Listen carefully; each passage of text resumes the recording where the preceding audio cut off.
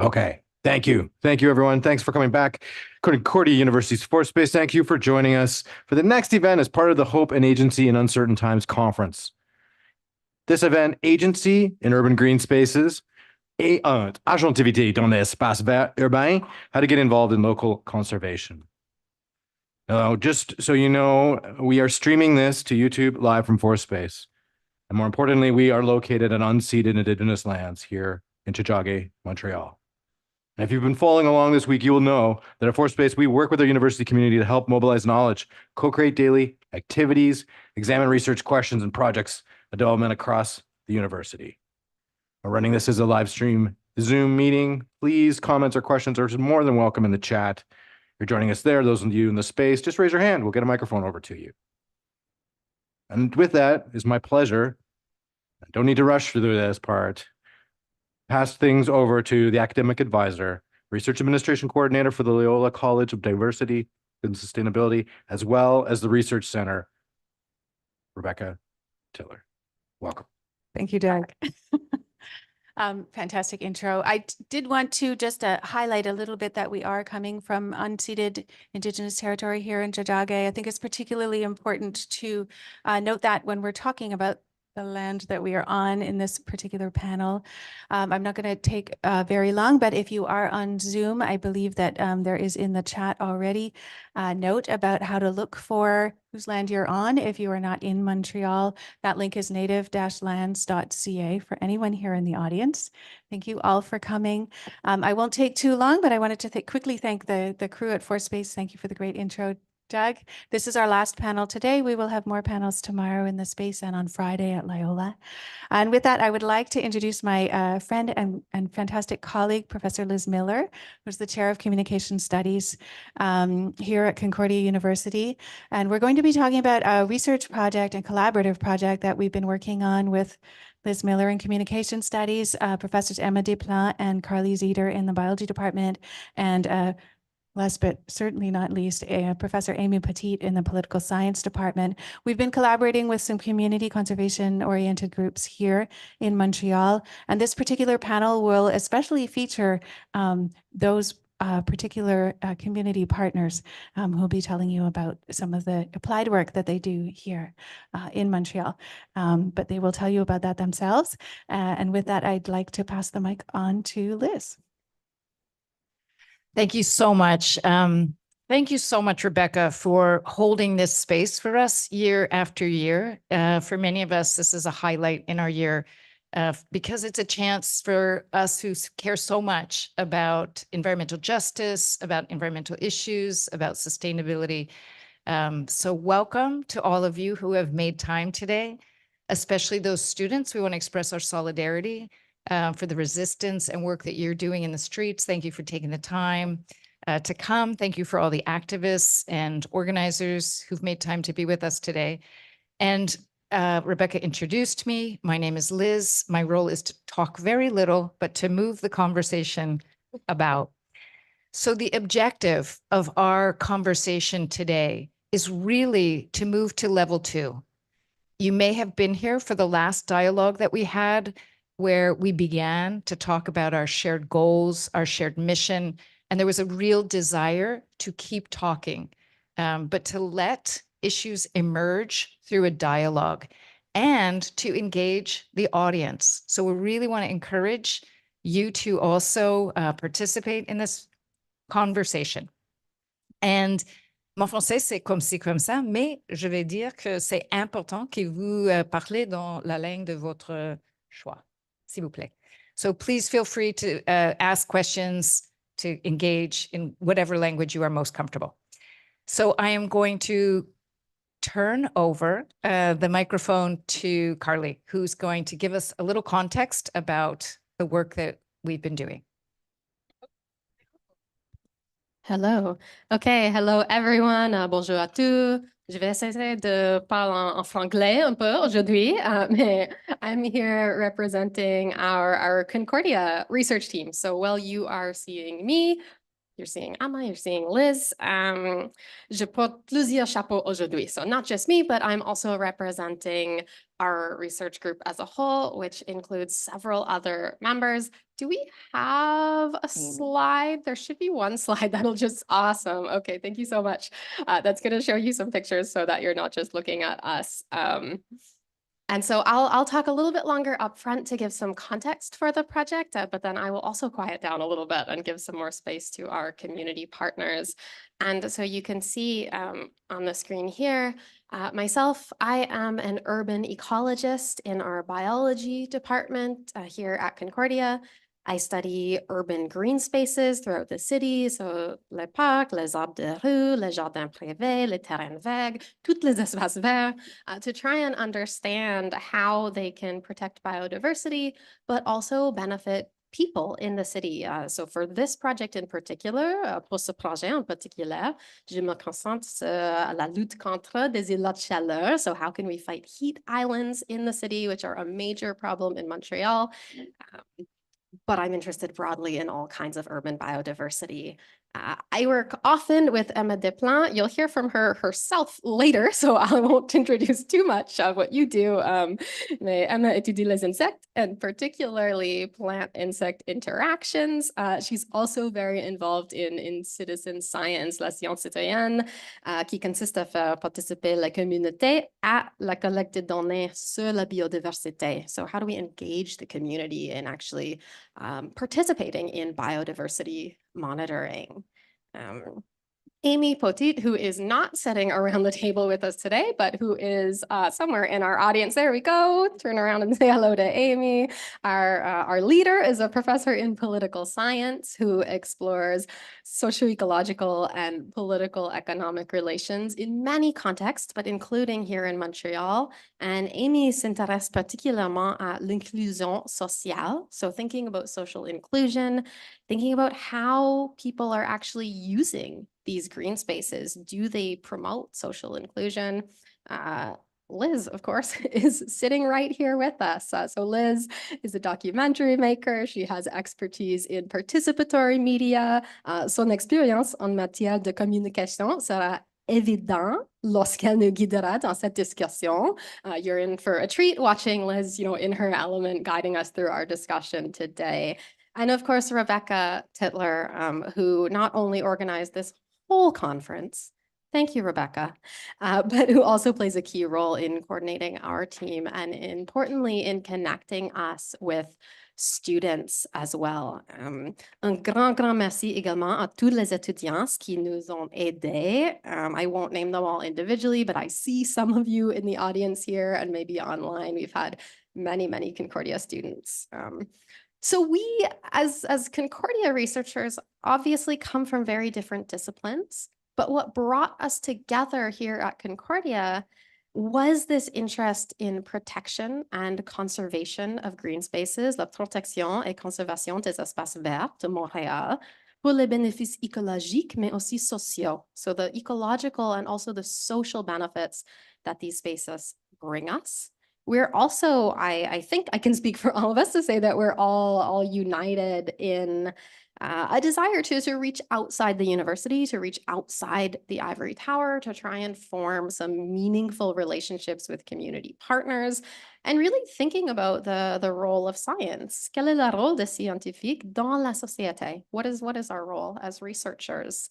And so we started this collaboration through a seed grant, a pilot grant through Concordia, which really focused on the Sustainable Development Goals. So which focused, in our case, on biodiversity, on climate resilience, on social inclusion, and how could we think about those things in the context of Montreal's green spaces, but not maybe the kinds of green spaces that you're most often used to thinking about that are already, well established, well protected, but some of these green spaces that are well loved, well used, obviously valuable, but lack some of the protection that perhaps they deserve. And so we have representatives here from 5 different organizations, 4 of them that are working with particular site-based spaces that you can see on the map of Montreal there. And then Urban Nature, which is kind of an umbrella organization that works across many of these spaces with environmental education. You are going to hear more directly from the partners who work here. But this grant was a way, really just a way of bringing us all together. And although obviously we had research goals, we had ideas about how to measure and assess and connect to these topics of biodiversity, social inclusion, climate resilience, it really functioned as a way to deepen relationships and bring us together. So il s'agit vraiment d'une occasion d'approfondir nos relations avec les partenaires communautaires. Et je suis donc très, très heureuse d'être ici avec vous aujourd'hui. I'm so happy to be here with all of you today. I will speak much less on my turn in the future, but that sets a little bit of the context for some of what brought us together, how we got to this table in the context of this, conference that's really all about showcasing the inter and transdisciplinarity that we strive for at Concordia. Carly, thank you so much for setting up a bit of the context for this conversation. And now it is my big honor to ask each of our partners around the table to give us a short overview of the place, your relationship to it, perhaps for somebody who has not been there before, so that we can then get into the conversation. And also, highlighting any of the challenges that you might be facing in that space. So I'm going to ask you to introduce yourself and begin. Thanks. I'm so sorry to interrupt. There are slides for our Fort Space team, one for each space that just have some photos, but I don't think they're in the order that we're sitting. And so we're with the champ de possible. Or we can follow the order of these. Okay. Sorry. Thank you. I didn't know how we'd be sitting. Okay, sure. Hi, everybody. My name is Catherine Collin. I'm president of the nonprofit Technoparc, which is a conservation organization dedicated to protecting the 215 hectares of wetlands, urban forests, reverted meadowed fields north of the Pierre Elliott Trudeau Airport. As our name suggests, we're primarily interested in the documentation of avifauna on the site, so birds, but our participatory science efforts have led us to run large-scale bioblitzes, which we in fact host alongside the Campus Biodiversity Network for the 82 municipalities of Greater Montreal. So we have been documenting flora and fauna, wildlife in general at the Technoparc. In terms of the challenges that our conservation has faced, we do not have any formal protection of the space. It's been over 10 years now, that the Parc Natural des Sources has been designated on paper as a Parc Natural in the works, but it has never received a formal allocation of budget. And to this day, we'll hear reference to the Parc-Nature des Sources, but it's not really considered a formal Parc-Nature. We're encouraged by some of the steps forward, and I won't go too much into the weeds, no pun intended, on some of the recent conservation efforts, such as the 2 RCIs, the Règlement de Contrôle Intérimaire, for anybody who's studying conservation initiatives with the CMM, the Greater Montreal, the Communauté Métropolitaine de Montréal. We have some gestures towards conservation that should be quite impactful, but as of yet, we are not yet a protected space. But it's a deeply loved space, and people who get out to the Technoparc almost instantly fall in love with it.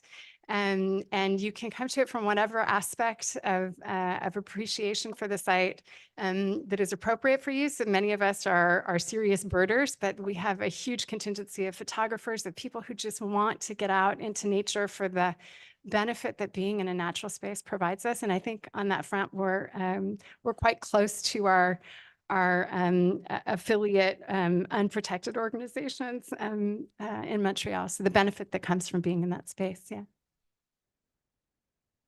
Let's see who's next. I don't know. Okay, so avant la Falaise, for you.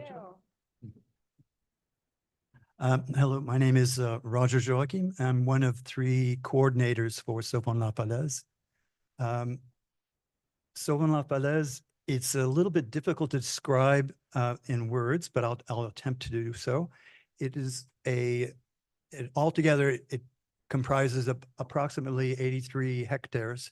And it has four main elements that put together to create this park.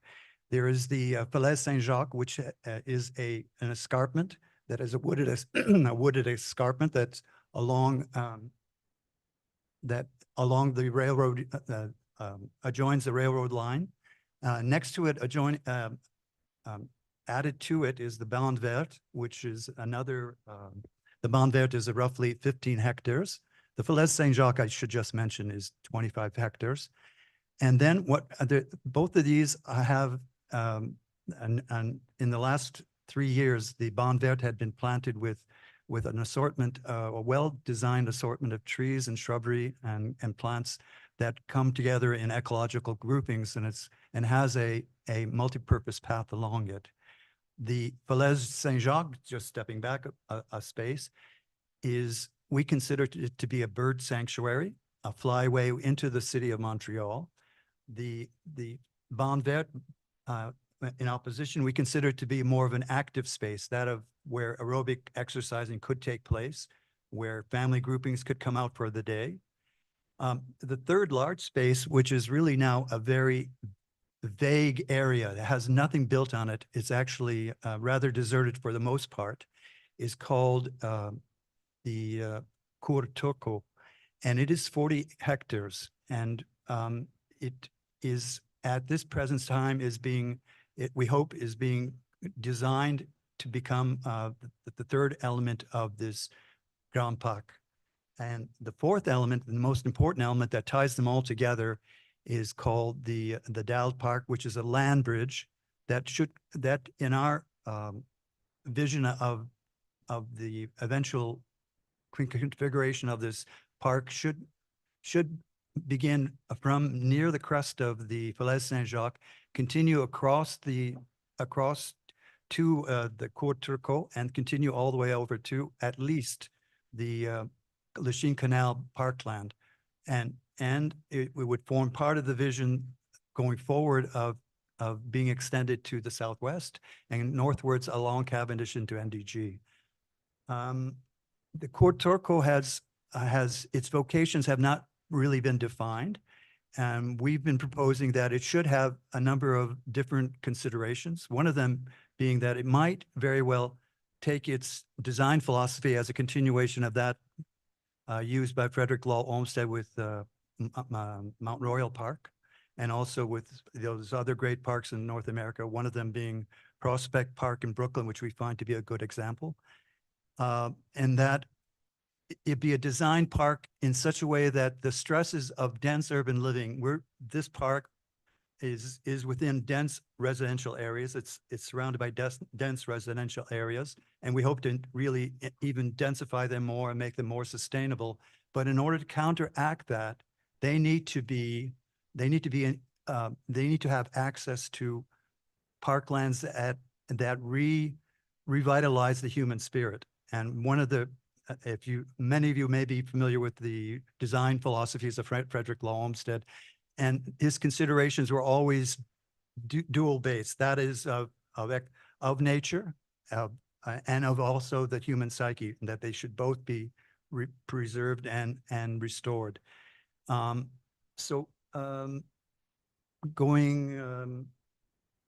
hope that gives a description of what we might foresee for the Cour Turco. But the second element that might be considered is that of a series of constructed habitats that could be used as educational zones within which students could be taken to and get a deep understanding of different ecologies. At the present time, most of our forays into education within nature is identifying species, but we don't really ever consider the full ecological the sense of the full ecological services that are being provided by nature. And we're hoping that these habitats would provide such an opportunity, especially for those students at a high school and cégep level. I hope I haven't gone too much off center, so I'll pass it on to the next. Thank you. Okay, back to you. All right, thank you. My name is Keo Hazelton Cook. I am a administrator for Les Amis du Champ des Possibles, which is an organization whose vocation is to preserve the 3.5-acre land of Le Champ des Possibles, which is situated at the end of the streets Bernard and Saint-Viateur if you're going eastward. It's a very, let's say, it's probably one of the smaller spaces that we have here, but it used to be a railway yard for pretty much until the 80s, until which it basically sorry, I'm trying to blank, but it until the 80s, where it was sold back to the arrondissement and left to fallow.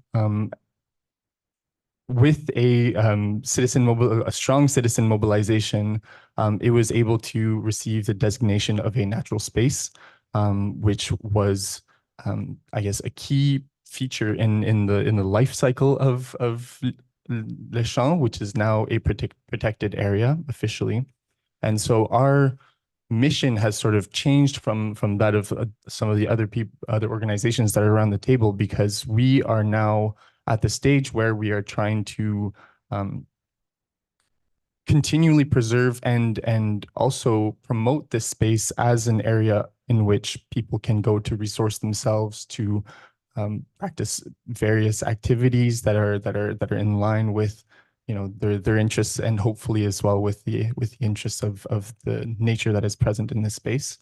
Some of the, to sort of go back on your question, Liz, some of the, I guess, threats that we face, or that not that we face, but that the space faces, is the threat of encroachment by development. So although it is bordered by the railway, which is honestly a pretty interesting facet, because it has the potential of being a biodiversity corridor, as well as bringing a fair amount of species in and out. We have a lot of condos that are being built nearby, and it is a big task to educate, but also bring awareness to this space when you have quite a few new people looking in. So that's pretty much it for this space, but I look forward to sort of the discussions that we're going to have today.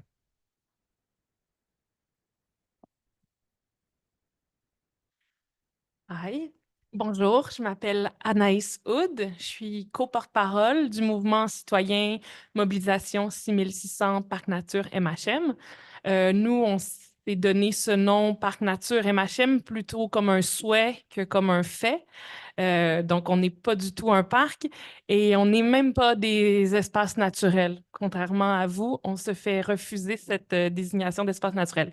Donc, on revient avec le terme espace vert qui convient tout à fait. On est, comme plusieurs, en fait, aussi, là, à proximité. Un de nos terrains est une ancienne gare de triage avec chemin de fer.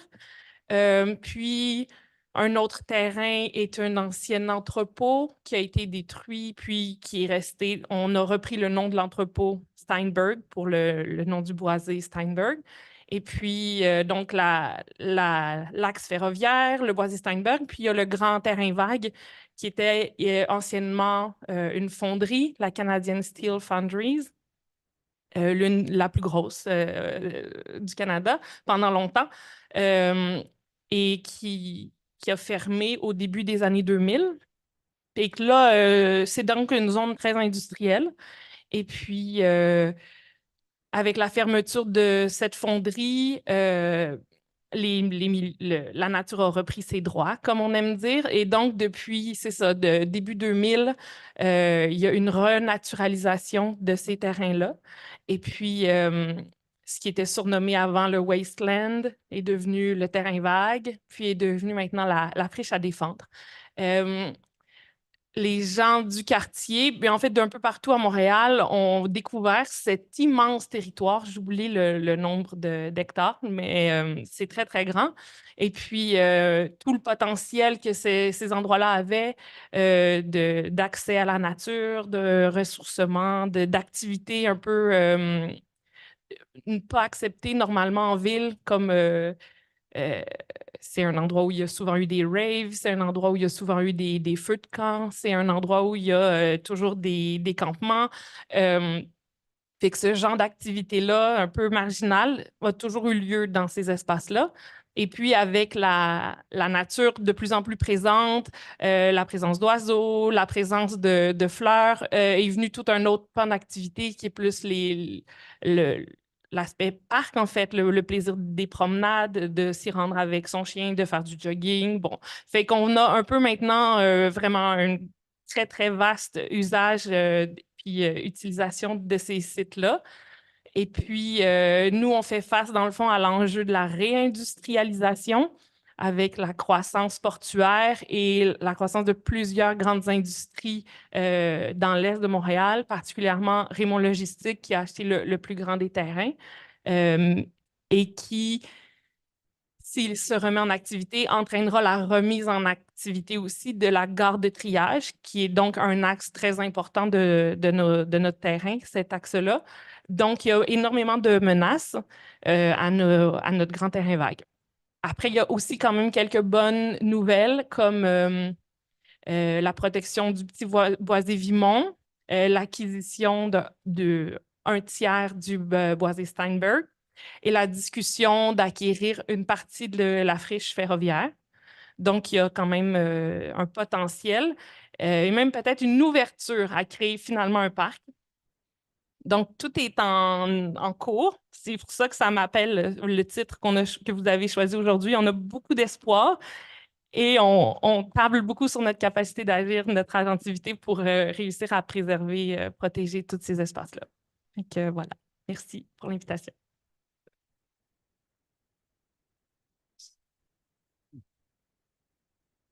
So, hello everybody. I'm David Gamper, and I'm representing Urbain Education, which is a charity that was formed in 2018. I'm the secretary of it, and it was founded by Lisa Mintz, who's sorry she can't be here, along with a group of other citizens. And our aim is above all education. We started off doing most of our activities in the Falaise itself, in the Falaise St-Jacques, because it's close to a place that we knew well and thought it was a very good place for conducting education activities. Later broadened a little bit to other areas, including Grignon Park and also the Montreal too. Conducted nature walks there in both places. And now it really basically could be anywhere on the island of Montreal where we conduct activities.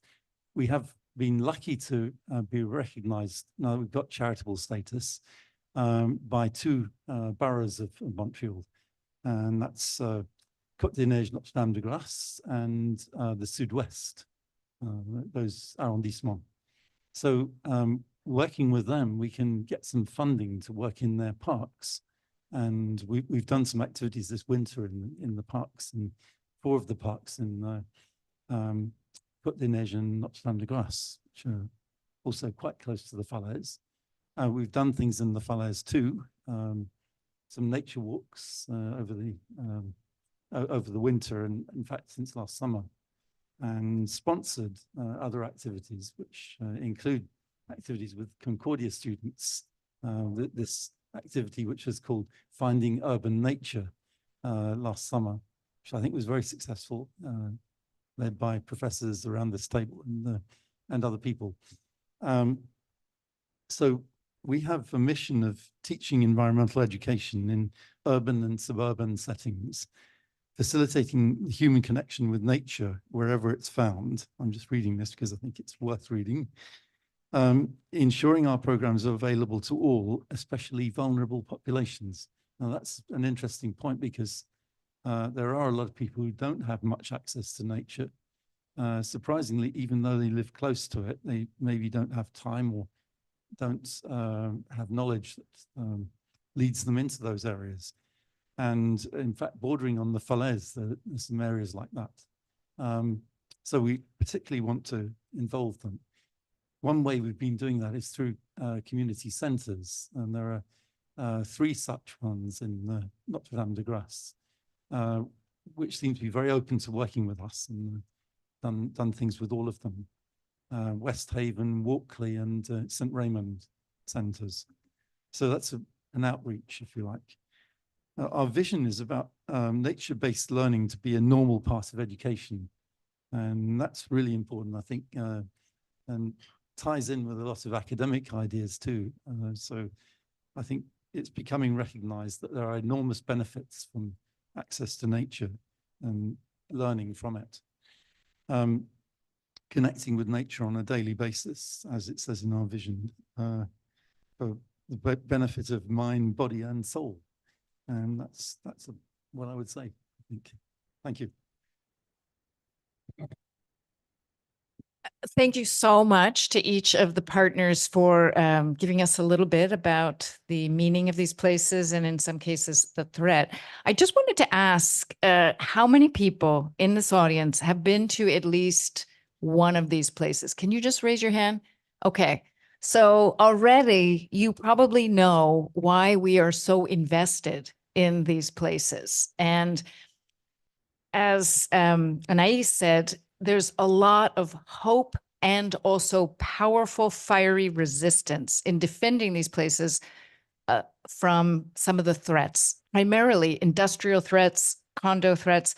So I wanted to know if we could move into more of a dialogue about engaging publics and the agency. What are strategies that people have found? Are there updates in terms of the struggle that we need to share and socialize? So is anybody thinking about Well, I could head off. I could head off. Is it the mic's on? It is on. For what I was describing at the end of my long introduction to the Falaise St-Jacques was the Cour Turcot and how it's an empty space. And for many years now, we've thought to ourselves, listen, it's sitting there, it's sitting there. We have to bring attention to this space, that it has to change. It has to change. It just can't stand still for the next 10, 20 years. And lately, and being inspired by Mobilisation 66, and how they've engaged the artists in their community, we've been thinking that we really should start thinking of having a monthly art event on the Falaise, and a number of ideas we've been throwing around in different meetings amongst ourselves. And maybe I'll just throw a few of them out to you if I can find the list.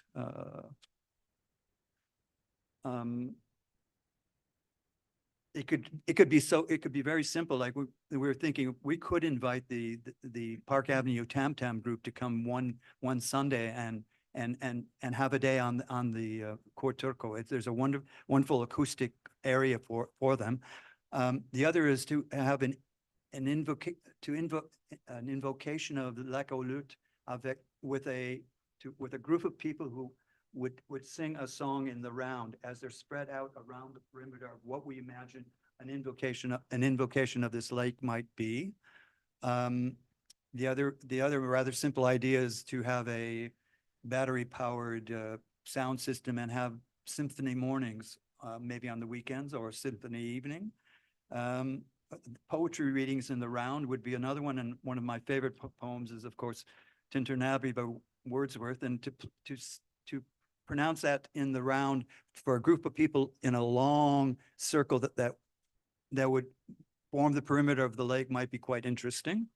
We could have a kite day. We had thought about the idea of this past winter of constructing 100 snowmen on that large space and animating that space with snowmen. And we had all that didn't quite come together this winter. And then, of course, there's things like we were maybe doing an installation of blue poles at certain distances to actually install them into that space to invoke the perimeter of what could be a lake if we brought the lake back. So those are some of the ideas we've been throwing around. And that's at the top of something we're thinking about in the future. But at the very top of our list at all times is the Parc, the green land bridge. It will tie everything together and tie the communities together. And we have yet to come up with an idea how we can really strongly evoke that to the public and also for the media. We have to continuously be in the eye of the media. Let me just do a quick poll because we need to get into the collective wisdom of the crowd here. If you were invited to a Tam Tam, like let's just sort of raise our hands. Tam Tam, would you go? Tam Tam event in La Falaise? Okay. How about symphony? Is that your thing? Yeah, maybe a few less for the symphony poetry readings. Okay. And snowmen in the right season. Extremely popular. Okay, let's keep it going so we can just get some feedback. And I hope that you as an audience are also thinking and will be ready to share activities that would make you come and get involved in some of these places. Okay. Yeah. So the question initially was strategies, right? So I guess for les amis and for le champ des possibles, it's important, I guess, to look back. And what Roger was touching on, I think, is a really focal point, is that art can play a huge role in engaging people and ensuring that there's participation as well as, in some ways, advocacy as well. For le champ des possibles, this came under the form of a few artists who really let their sort of advocacy show through their art in the champ, which was at the time a very fresh, field. Essentially, it was a champ, which is now more of like a fallow area with shrubs and stuff. But at the time, it was sort of left to its own devices. It was still under the I guess it was under the ownership of CP, so Canadian Pacific. I guess basically what the land was essentially sold to the arrondissement, so Ville de Montreal. Once they decided to come up with a plan for the area, which didn't suit the population, it was important to demonstrate publicly that people had appropriated the space and that there was already an attachment to this area. And one of the best mediums to sort of show this attachment and this not so much use, but this love, this caring for this small enough space was through art. And so for that, I don't remember exactly the name of the artist. Oh yes, it was Émilie Michaud, and she produced what was essentially called the Roerick Garden, which was an art form in which it had very, very interesting significance for as sort of like a pièce de résistance for the champ. And it meant that wasn't the only thing, obviously, that brought people together, but I think there was a general sense of the caring for this space and the desire to make it public. And it effectively was probably the best strategy that there was in sort of advocating for the protection of the space and for the canceling of the city's plans to make it a parking lot, essentially. So all of that to say, basically, that I think art, as Roger sort of pointed out, is an extremely powerful medium for engagement, for advocacy, and yeah. I really love how you say it's beyond use, but art as the enactment of care and love and convening. I think that really sets the tone, and as such a strategy. Maybe we can continue passing. Oui, l'art, ça joue vraiment, vraiment beaucoup dans peut-être juste, en fait, c'est la démonstration. Puis on se reconnaît tous quand un artiste crée quelque chose de touchant, ça va résonner vraiment plus largement. Fait que ça nous a vraiment aidé à faire connaître puis à porter le message beaucoup. Fait que l'art, c'est super. une des manières qu'on a d'engager la communauté le plus possible. Par contre, c'est quelque chose de beaucoup plus terre à terre, c'est les nettoyages, les corvées. Donc, en avril, là, autour du Jour de la Terre, le 22 avril, il y a toujours les écoquartiers qui encouragent les gens, les ruelles, les rues commerciales, les parcs, à faire des corvées de nettoyage. Et nous, quand on a commencé à faire des corvées dans le terrain vague, dans les boisés, c'est devenu vraiment parce que j'imagine que c'est comme ça partout. Ce genre de terrain-là est vite pris pour des dépotoirs, des dompes. Les gens viennent faire des dépôts sauvages de matériaux de construction, de déchets, de meubles. Ça prend des proportions énormes. Et puis là, parfois, les propriétaires viennent nettoyer. Puis là, il y a un bulldozer qui vient faire un tas de déchets dans un coin. OK, on va le faire nous-mêmes.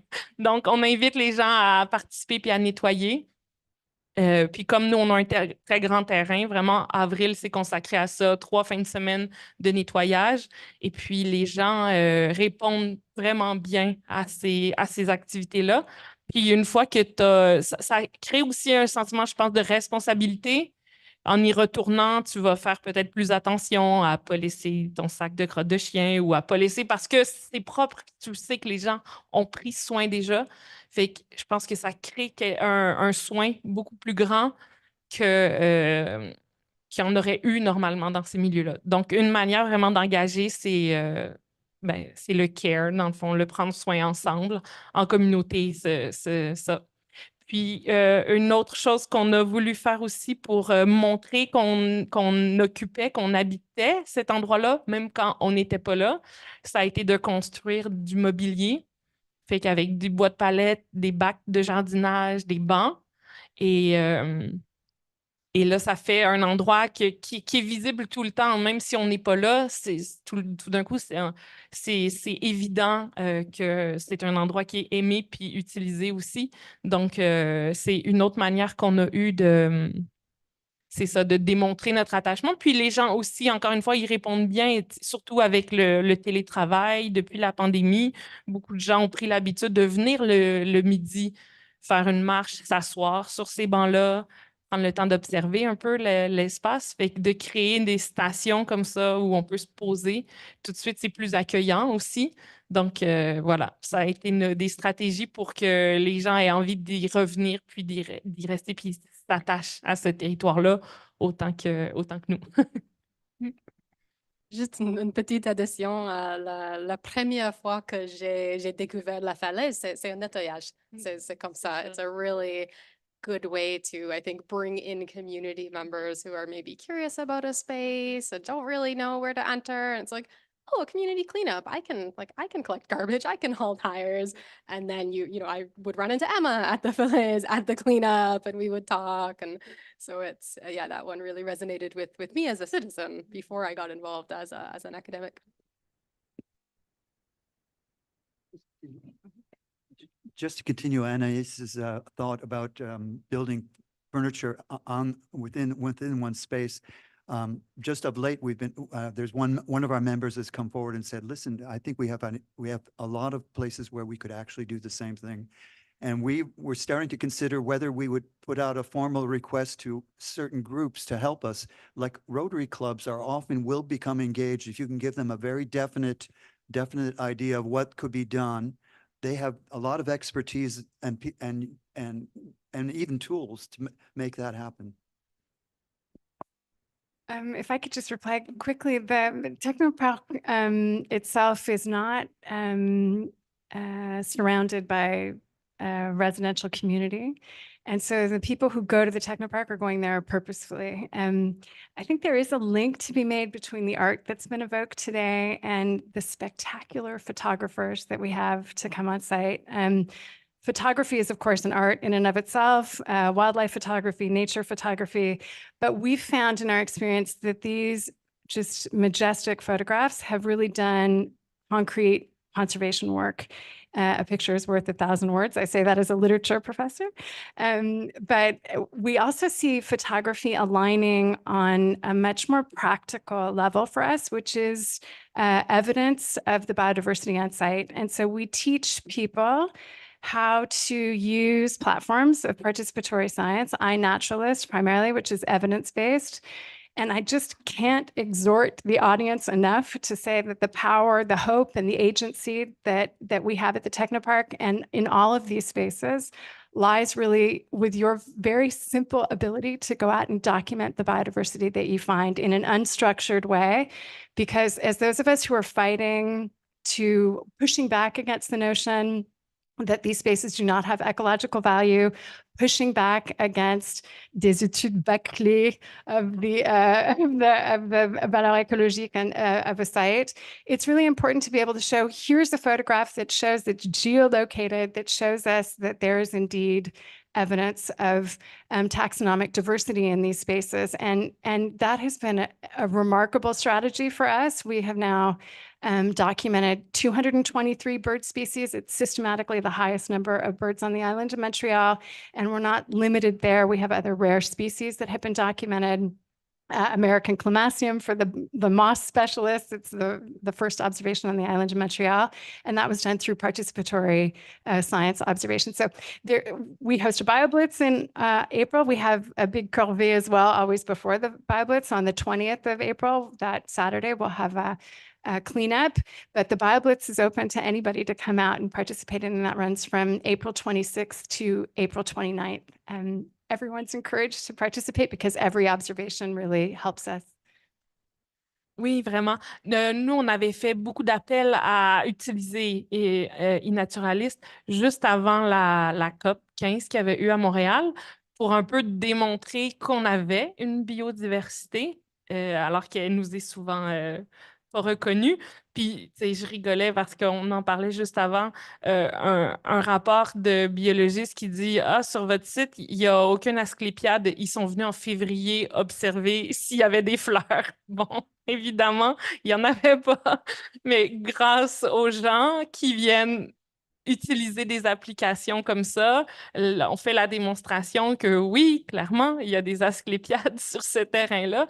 Donc, c'est vraiment une manière de s'engager comme citoyen facile avec ton téléphone en promenade pour documenter quand tu vois un insecte, une fleur, un oiseau. Puis, c'est très utile, oui. Fait que faites-le. Non. Just to continue in a different direction, though, at the Falaise St-Jacques, we roughly have maybe half the number of bird species. And one of the problems that we have is that we have such a large invasion of exotic species of plants on the Falaise. And I was just wondering how the other groups, how they are assessing it, how they're dealing with it, because for us, it is a major problem, and we've taken a lot of time in trying to consider how we might approach this, and we've yet to find a definite solution. Yeah, talking about strategies for engaging people, as far as urban nature is concerned, one thing we've done is a request for memories people surrounding areas have of the Falaise and how it was, say, 20 years ago or longer ago. And as a result of that request for people to come forward, a film was made a year ago, and it's actually very nice. You can access that on the internet. It's all about memories of the Falaise. And another strategy, and that ties in with iNaturalist, we've been organizing walks on the Falaise. Could have been in other places, but we're very interested in the Falaise still, because there's so much more to discover. And Forest Fridays, we've been having a series of those. Also bat and bird walks, specific occasions when there was a lot to be found. And that's together with Karen Fisher, for example, for the bat walks, and people who have equipment to detect bats. So that's actually quite difficult, but once you have the equipment, you can hear them. And another thing we've done, a lot of citizen science, in other words, involving people of all ages. So it's a call for, it's publicized on Facebook, and anybody can go. But really, we're very interested in children education. So it's kind of the bedrock, I think. So first of all, it's been done through summer day camps, mostly. And in the summer, it's much easier to do these things, especially with smaller children. And we've been getting older children as well to come and record things, and together with Concordia and together with sponsorship from Canada Summer Jobs that provided funding for the summer students who are educating, if you like. So that's all worked quite well. But what we haven't managed to do yet, and we want to do, is to get into the curriculum of local schools. So not just in the summer when children are on holiday, but during the actual school year. And we've reached out to some schools, had a little bit of success, secondary schools. Now we want to do more with primary schools particularly.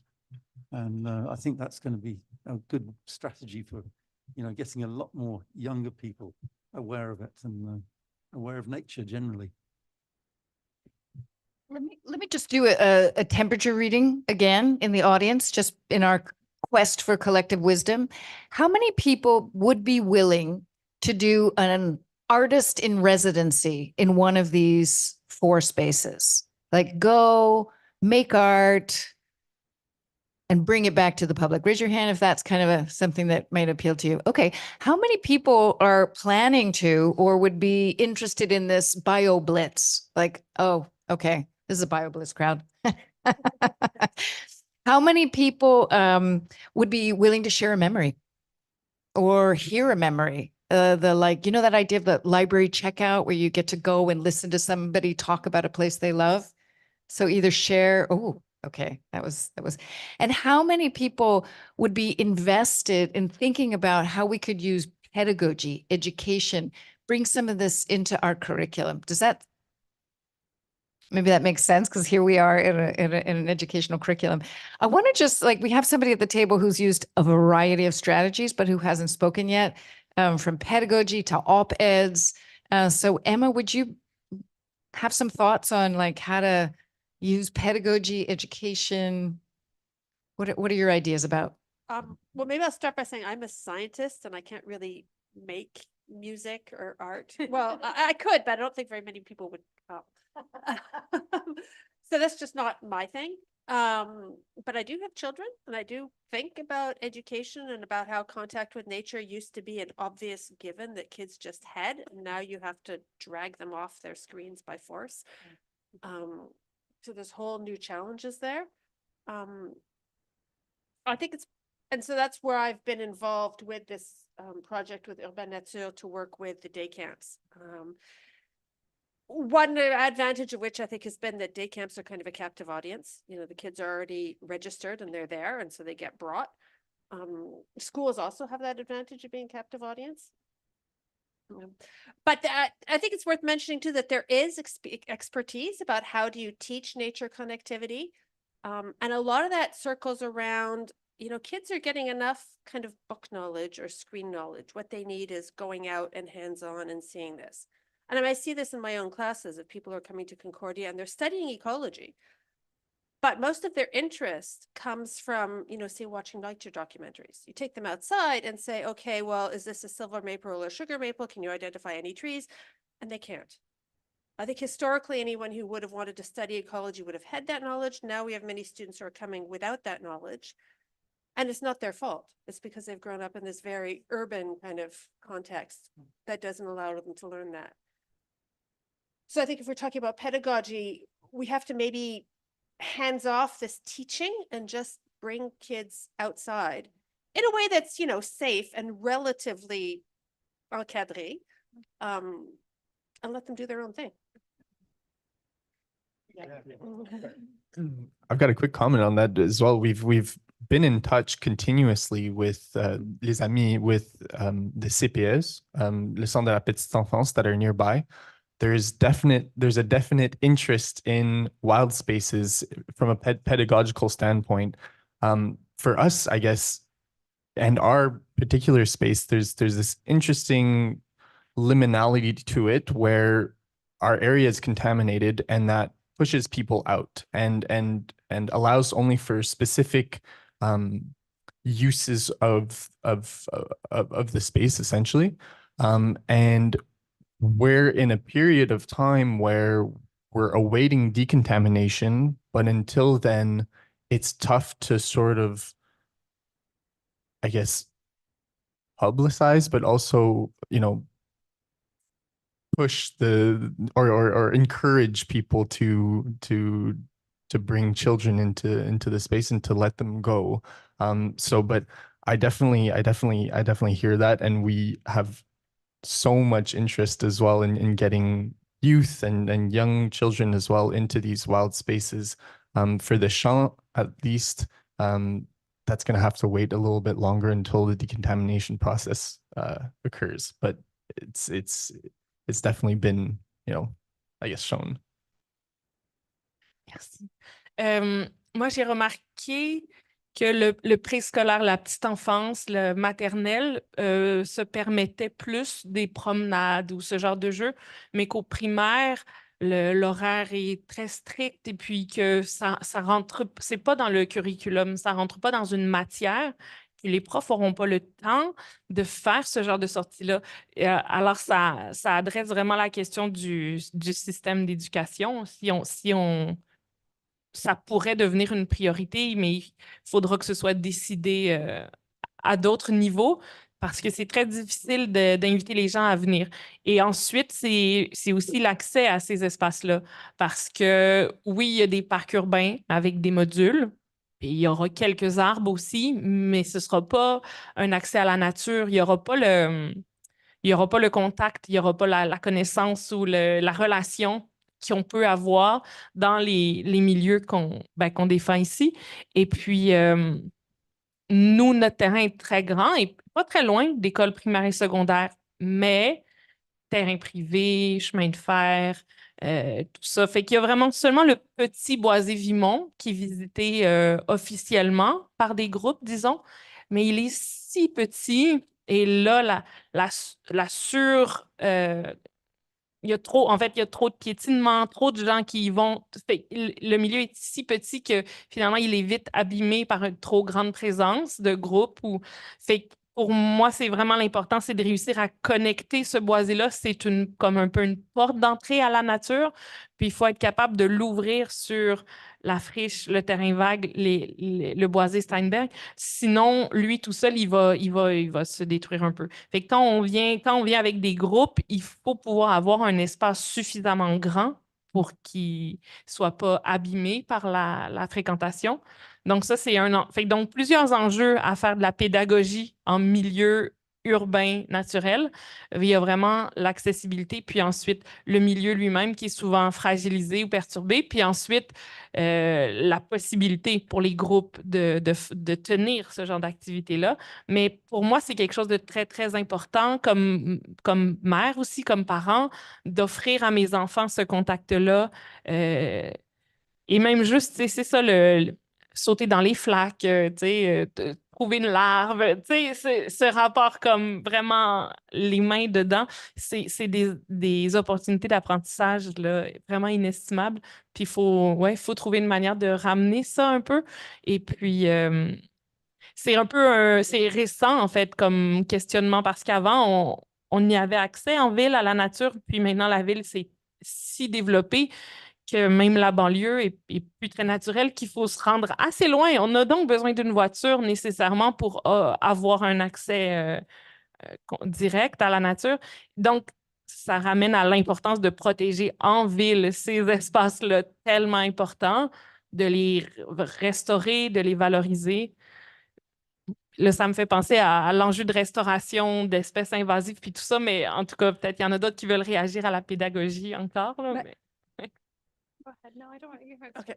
Je voulais juste dire que pour les élèves du secondaire, les adolescents, une autre possibilité, c'est peut-être pas tant par le curriculum, mais par le bénévolat.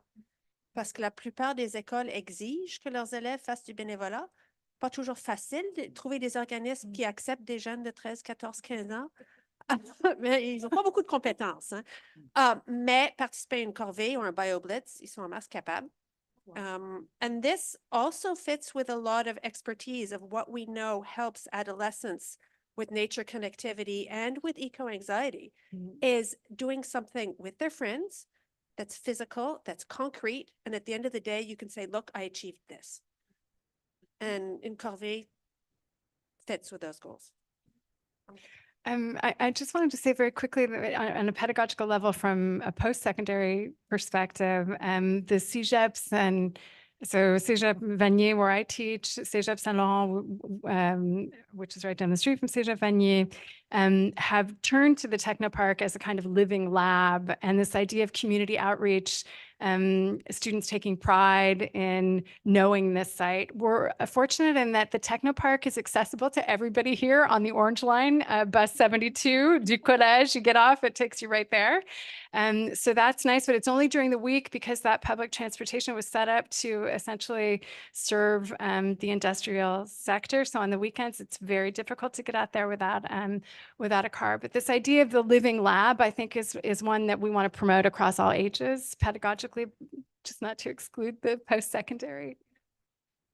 In terms of education, I just would like to mention to the audience that this past summer, we ourselves at Sauvons-la-Falaise, we contacted all 4 school boards on the island of Montreal, and we explained to them the idea of the Cours Turcot and the possibility of creating these habitats, and also not only creating the habitats, but adjoining small classrooms that would be built into the land, in which the education from outdoors could be brought into and further explained with microscopes or taking pH readings or bringing down pedagogical charts that might show their relationship with other flora and fauna, or let's say periscopes that might be wherein you could look within a lake and actually see what is happening at the bottom of that lake, and stay there for 20 minutes and watch as that lake environment comes before your eyes.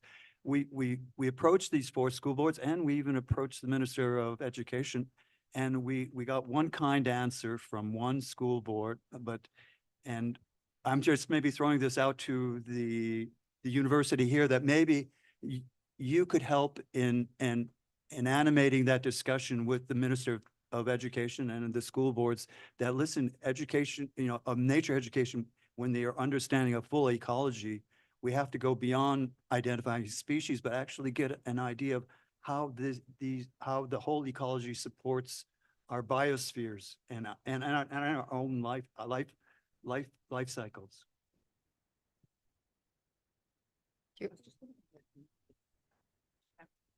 Okay, yeah, I'll be quick. And so just picking up on what Catherine was saying, at the post-secondary level, and parce qu'il y a beaucoup des étudiants ici aujourd'hui, I think for me, I teach urban ecology here at Concordia, and for many, like Emma, many students come in and they have these ideas of ecology from like, oh, I saw planet Earth and it was amazing, or I went on this amazing trip with my family to this space. And local ecology is really new. And in some cases, it's a little bit intimidating. Like, what is the Technoparc? How do I get to these spaces? I don't know where I'm going. And for students, I think groups, partners like the people around the table are a really amazing kind of entryway to learning about ecology, to becoming a better naturalist. Like all of the groups here are incredibly welcoming. And, when they host their events, you can go, you can meet people who share those interests, who you can learn from as well. There are really, Catherine was talking about the birders at the Technoparc, but in all of these groups, there are incredible naturalists and natural historians who can, help to give some of that knowledge that people might be looking for and might want as a way to just dip a toe in. I think often students also come to me and they say, I really want to get involved in conservation. I want a career in conservation. Like, what do I do? How do I get experience? And this is one way to start thinking about that, is getting to know your local spaces, and engaging through an existing group is like a less scary way to do that. Hogging both microphones now. I just wanted to give our fearless leader, Amy Poteete, an opportunity, no? I'm just going to take this for Amy because she unfortunately had to leave. Amy is the PI, the principal investigator on this project, and she, in true Amy Poteete style, scheduled this for a time when everybody else could make it but she couldn't. But I just had to jump in right now to say that Professor Poteete is offering a course this summer on social research in urban green spaces. It's a look 498 course, summer course. If you're a college student, it counts towards your minor in sustainability studies. If you're not, maybe an elective. And you will be, as part of that course, visiting all of these spaces and looking at all of the great things that are happening there. From both an ecological but also a social perspective. Professor Poteete is in the Department of Political Science. If you're a poli-sci student, you can take it as a poly course. If you're a graduate student in political science, you can take it as a graduate course, master's in particular. And if you're otherwise a master's student, you can contact Professor Poteete or me if you're interested. But it just seemed like the perfect time to bring that up, that we are trying to build pedagogy around projects like this. And I also wanted to kind of put Ashley on the spot real quickly. Ashley Spanier-Levasseur is a college student who worked last summer providing education programs in the Falaise, among other places, and had, I don't know if you want to say something about your experience working with children in this space, just quick. All right, I'm really putting her on the spot here. But this was a college internship at some point, and then paid position. Pay attention to your emails. I send you good opportunities like this one. Hello, this way. Yeah, so just going back on the question of education in urban spaces or green spaces as a whole, we were bringing the NDG City day camps to both the Falaise St-Jacques and also Loyola campus. And I think my biggest thought on it is that it's kind of an entire contradiction to current academic and pedagogical systems, because bringing kids outside is we were trying to walk the line of structure and wildness and letting the kids, pardon the cliche, letting the kids explore on their own, but also giving specific lessons within it. So we provided themes to the day and went in with an entire plan, but often it was just letting the kids explore on their own. And I think there's a lot of value in slower introduced learning than what we are currently providing. Yes.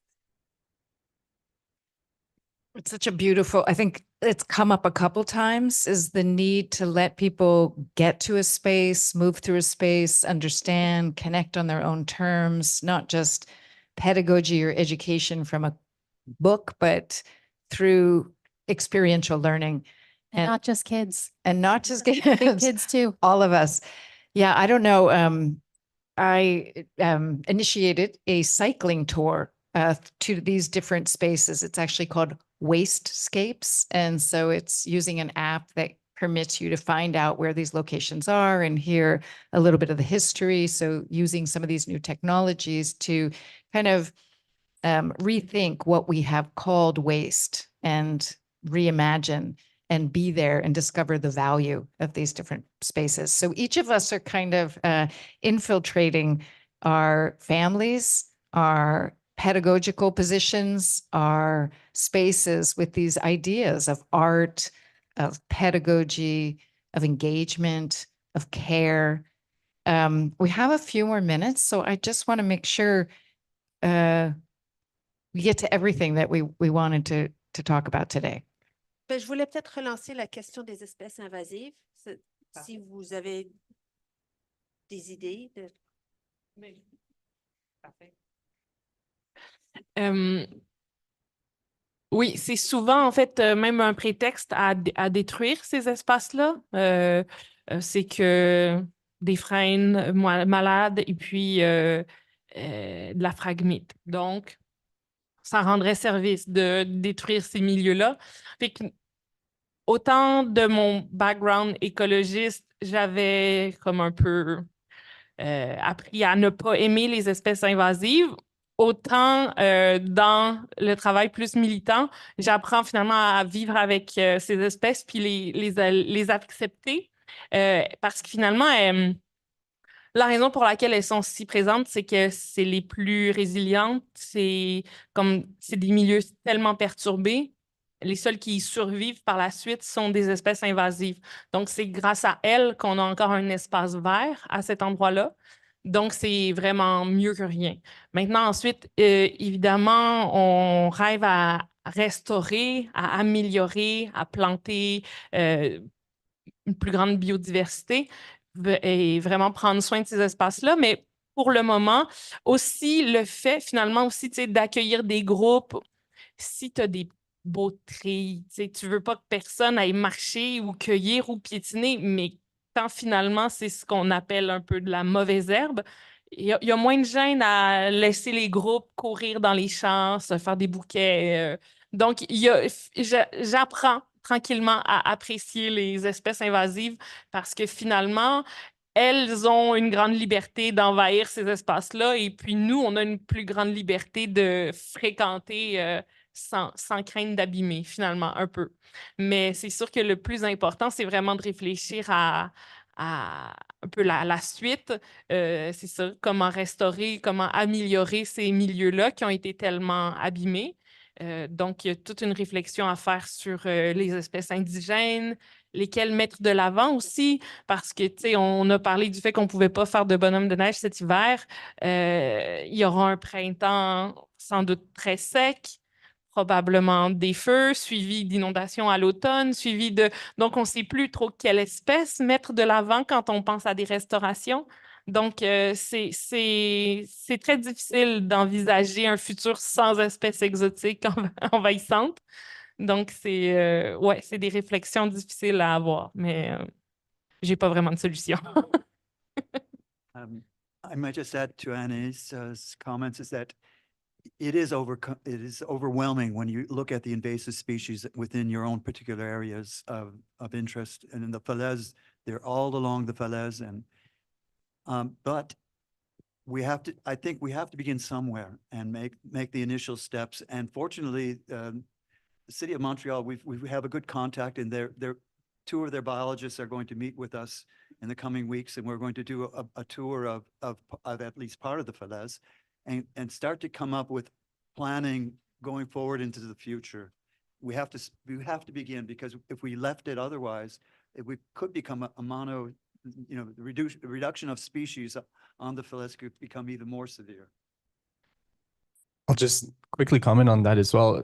I guess Les Amis were uniquely positioned among the four groups here because we have a co-management agreement with the city of Montreal, and in particular the Plateau Montréal, which offers us resources and planning resources as well as financial resources to, I guess, act upon these species. And for us, it's been mulled over many times, especially since we have decontamination on the way, something that is a process that is highly interventionist and that will likely affect a lot of the flora and fauna that is present on the site.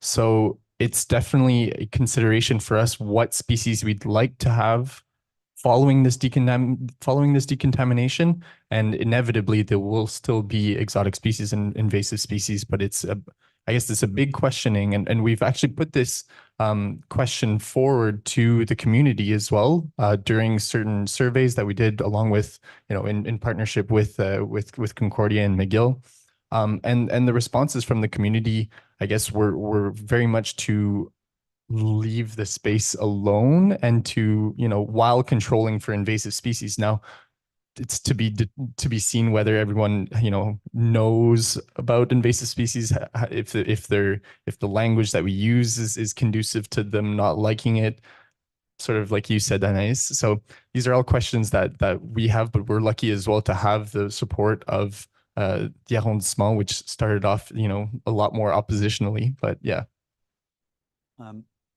Just to continue that discussion, we have some members of Sauvons-la-Falaise who are very keen to take out invasive species. So we had to, in a way, corral them into pilot projects, which worked out very well, because not only did they take out a certain area of invasive species, they then transplanted or planted other native species into the area and have been following and studying the area as it progresses to a new state, which it's been very interesting. And in a way, I think when we mentioned these ideas to the city of Montreal, I think it actually incited them to say, listen, let's get biologists there into this discussion. I'm going to give, I think I've gotten the warning that we have to come to a wrap, but I can see that we're just getting going with this.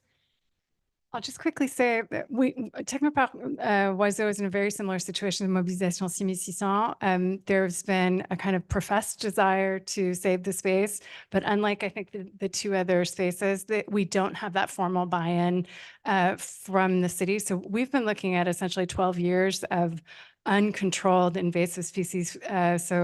The common reed, garlic mustard, common buckthorn, le nipron.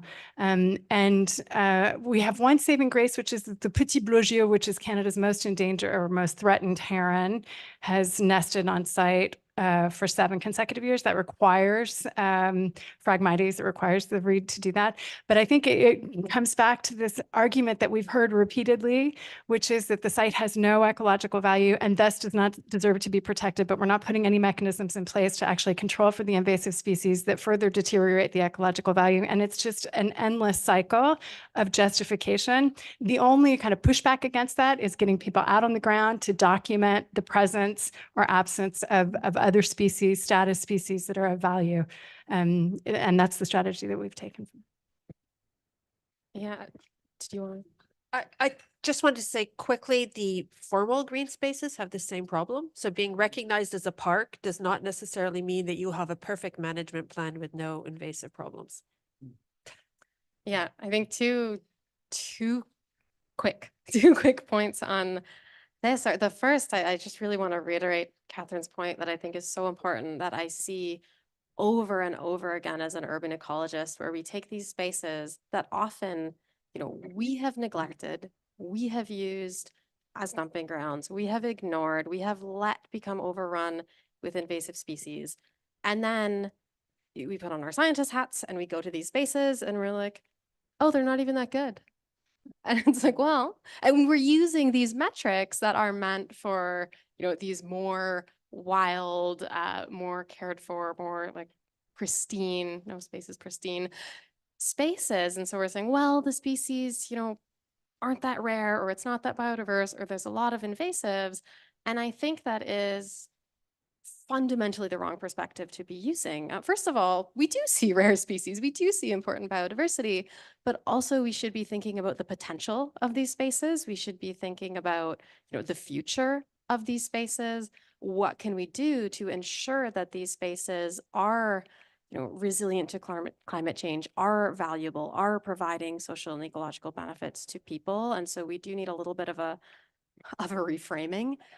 I think this issue of invasive species also highlights a really important kind of touch point for collaboration, for transdisciplinary research, where we can think about, this is not, ce n'est pas un problème d'un site individu. It's a problem, not only across our informal spaces, it's a problem in our formal green spaces as well. And so, what do people prefer? What do we want to see in these sites? What are we working towards? What are the best strategies for eradication of these species? How do we educate people about this? That's something that, takes biologists and ecologists and communication specialists and sociologists and to kind of come together and solve these problems. And so it's a really, I think it makes sense that everyone was really animated about this discussion, because it's one of those topics that really lends itself well to bringing people together in collaboration. Before this meeting ends, I just want to mention one idea that we won't have time to discuss today, but that we've been discussing within our group, Sauvons la Falaise. It's something called sustainable urban nature neighborhoods, that this Grand Park should become a catalyst for the creation of adjoining neighborhoods that would actually approach sustainability. And we have a number of ideas about that. And if anyone wants to come up and give me their email address, I can present to you the number of ideas that we're discussing at this present time. And David, I think David has a comment too. Yeah. Yes, taking it back to invasives, one of the key things I think is an inventory of what you've actually got and haven't got in each of these spaces. And we've had great help from Concordia with that, with the Canada Summer Jobs program as well. So actually getting citizen science to gather data, find out what you've got. And what we'd like to do is actually even more detailed, precise inventory with geolocation, geolocalization. So we know really what we've got. Nobody knows that properly at the moment. So there's a lot of work still to be done. And I think we'll hope to continue Urban Nature working with Concordia and others on summer programs. And to that end, if anybody's interested, I think we'll be asking for volunteers to come forward for the program for this summer, this coming summer, hoping that we get enough funding to employ people. Thank you. What a wonderful internship for someone who knows GIS to work with some of our groups. We have run out of time. I'm very sorry to say. I want to thank everybody who's here. I want to ask you to take advantage of the wonderful visitors that are in our presence today to find out future opportunities, ways that you can get involved. And I want to thank each of you for sharing your hope, your wisdom, your strategies, your challenges. I know that the more we share, the more that we will advocate to value these spaces and in our lives and towards our future. So thank you so much for everybody. Thank you to Rebecca and to Amy. And I think Rebecca has the last word. Sorry, I get the last word. Thank you all so much.